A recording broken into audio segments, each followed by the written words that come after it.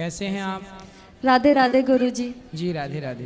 मैं बहुत अच्छी हूँ और गुरुजी आज आपके यहाँ पर ये वृद्ध औरतों से मिली, लाइव उनसे बात की, तो आपके लिए जो इज्जत थी और जो भक्ति थी आज वो बहुत बहुत ज़्यादा हो गई है।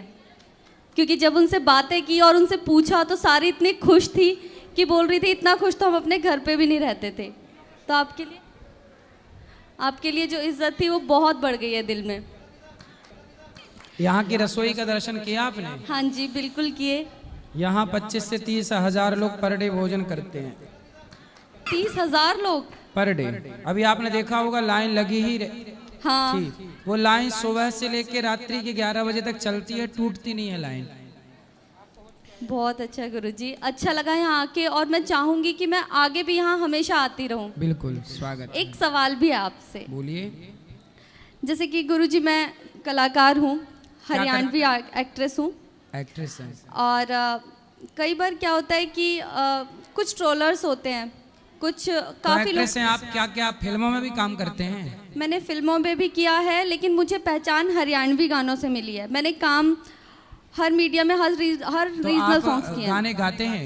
नहीं, मैं उनमें एक्ट करती हूँ। मेरे कई song 700 million, 800 million, 100 million, 200 million, 300 million सब गए हैं। और करीब मैं 15 साल की थी तब से मैं काम कर रही हूँ।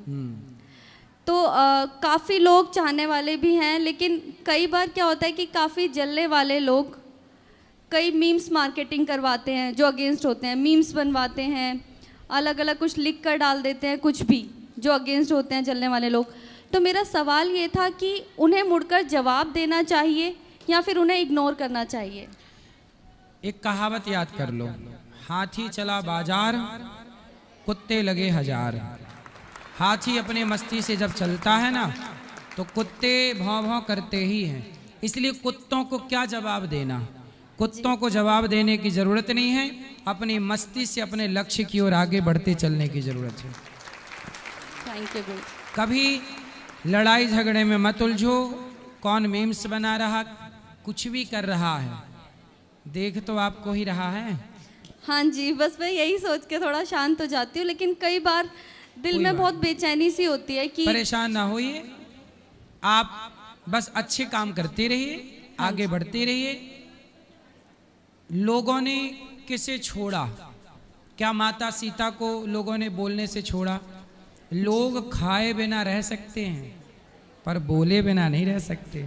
सीता माँ को भी बोला लोगों ने, फिर माता सीता को जब नहीं छोड़ा बोलने से दुनिया ने, तो आपको और हमें छोड़ देंगे? इसलिए उनका काम है आलोचना करना, बोलना, और आपका काम है अच्छे काम करना। करते रहो जी। मैं भी 15 सालों से ही माता सीता का भी रोल करती हूँ रामलीला में दिल्ली में। अच्छा। और एक्टिंग अलग करती हूँ, लेकिन माता सीता का भी रोल करती हूँ।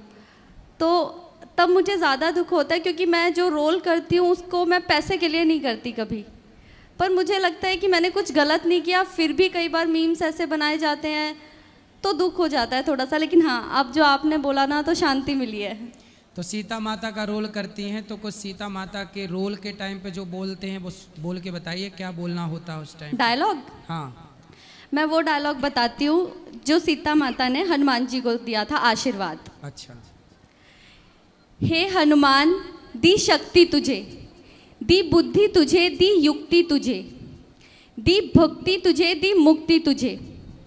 आशीर्वाद है माँ का यही, तू रहे अजर अमर बेटा।